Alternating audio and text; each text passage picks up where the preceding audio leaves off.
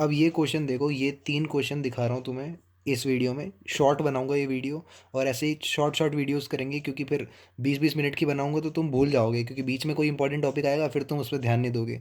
एक स्पेसिफिकली बनाऊंगा तो तुम्हारे दिमाग में रहेगा कि अब हम कौन से देखने वाले। IS-95 code division multiple assess, पहला। दूसरा कि GPRS क्यों हाई डेटा रेट करता है एज़ कम्पेयर टू GSM। और तीसरा ये वाला क्वेश्चन, ये क्वेश्चन एक बार मैं शॉर्ट में तुम्हें बता देता हूँ कि अगर तुम्हारे पास जैसे तुम एक स्टेडियम में खड़े हो या कहीं मार्केट में हो या पार्क में हो, तो बहुत सारे लोग हैं। अब सारे लोग मोबाइल का यूज़ कर रहे हैं, तो शॉर्ट पीरियड ऑफ टाइम के लिए सडन इंक्रीज़ हो गया मोबाइल के यूज़र में, है ना। तो तब क्या होगा कि कुछ दिक्कत आ सकती है, तो वो अनइंटरप्टेड सर्विस रहे। तो ऐसा क्या करें कि ये मिनिमाइज़ हो जाए। मतलब तुम फ़ोन चलाओ, बहुत सारे लोग एक जगह पे खड़े रह के फ़ोन चलाएं, दिक्कत ना हो। तो मिनिमाइज़ करना ब्लॉकिंग प्रोबेबिलिटी और ड्रॉप कॉल रेट, है ना। बोलते हैं ना कि मतलब ब्लॉक ना हो जाए कहीं, या ड्रॉप कॉल ना हो जाए। तो इसका ध्यान रखने के लिए हमें क्या करना चाहिए। तो आओ देखते हैं ये 3 सवाल। चलो। पहला तो ये है कि IS-95 CDMA। अब CDMA को तुम कॉड डिवीजन मल्टीपल एसेस बता सकते हो। तो क्या है ये, एक वायरलेस कम्युनिकेशन टेक्नोलॉजी है that was standardize by TIA।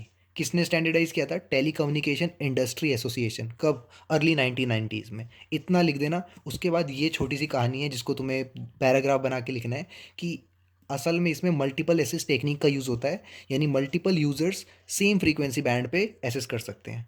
ठीक है, एक चीज़ ये हो गई। किसकी बात बता रहा हूँ? IS-95 CDMA की। अब IS-95 CDMA एक्चुअल में क्या है? 2G वायरलेस टेक्नोलॉजी है। थोड़ा बहुत आइडिया मिल रहा होगा 2G जब बोला मैंने। और कहाँ पे यूज़ होता था? नॉर्थ अमेरिका में बहुत यूज़ होता था, जो आगे जाके रिप्लेस हो गई 3G और 4G से। डेफिनेटली 2G के बाद बेटरमेंट हुई ना, तो 3G और 4G आ गया। अब IS-95 CDMA क्या करता था? In code path using data into unique code, ये करता था। तो इतना समझ में आया तुम्हें? अब इसी को तुम्हें पॉइंट वाइज लिख देना है। अगला है GPRS, journal packet radio service. Definition जरूर याद रखना, क्योंकि अगर तुम्हें सिर्फ इसकी फुल फॉर्म याद है ना, तो फिर तुम बना पाओगे कुछ ना कुछ, कम से कम। तो जर्नल पैकेट रेडियो सर्विस, और GSM यानी global system of mobile communication, है ना। तो GPRS क्या है? प्रोवाइड करता है fast data transfer rate then GSM। ये क्वेश्चन भी कह रहा था, मगर क्यों? Because it uses packet switching. Simple सी बात है। अब पैकेट स्विचिंग और सर्किट स्विचिंग में अंतर तुमने पढ़ रखा है ना। नहीं पढ़ा है तो थोड़ा बहुत अभी बता देता हूँ। मगर तुमने पढ़ रखा है तो इतना आइडिया हो गया कि GPRS क्यों फास्ट है। तो पैकेट स्विचिंग में क्या होता है? मल्टीपल यूज़र और सेम नेटवर्क एफिशिएंसी, है ना।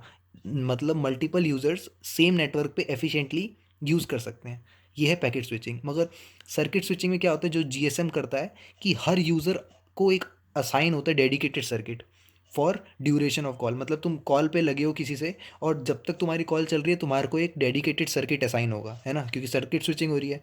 और जब तक तुम्हारा डेटा सेशन चल रहा है, तो इससे क्या होगा? लो यूटिलाइजेशन ऑफ डेटा रिसोर्स होगा। औरों को भी तो रिसोर्स चाहिए, तो तुम्हारे पास है अभी रिसोर्स जब तक तुम्हारे फ़ोन पे बात चल रही है, तो लो यूटिलाइजेशन होगा, इसलिए GPRS का यूज़ करते हैं।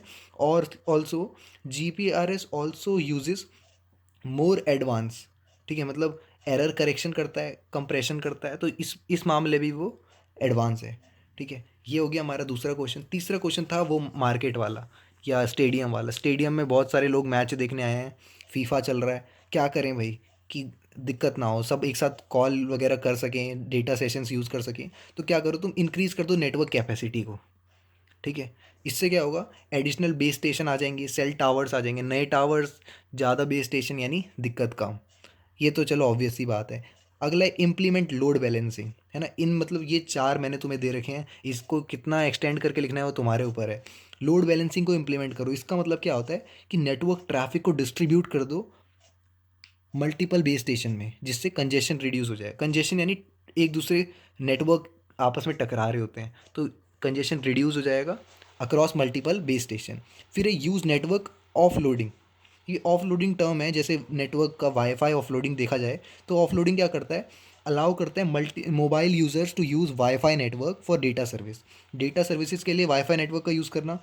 Reduce reduce load on cellular network, जिसकी वजह से सेल्यूलर नेटवर्क पे लोड कम पड़ता है। अब तुम वाईफाई चला रहे हो या सेल्यूलर डेटा ले रहे हो, तो अंतर है ना। वाईफाई वाला तो डेटा अगर होगा तो सेल्यूलर की ज़रूरत नहीं पड़ेगी, और सेल्यूलर पे लोड कम पड़ेगा। अगला है optimize network management, advance network resources का यूज़ करो। तो ये थे 3 क्वेश्चन, 5 मिनट हुए हैं, और क्वेश्चन भी बताऊंगा नेक्स्ट क्लास में।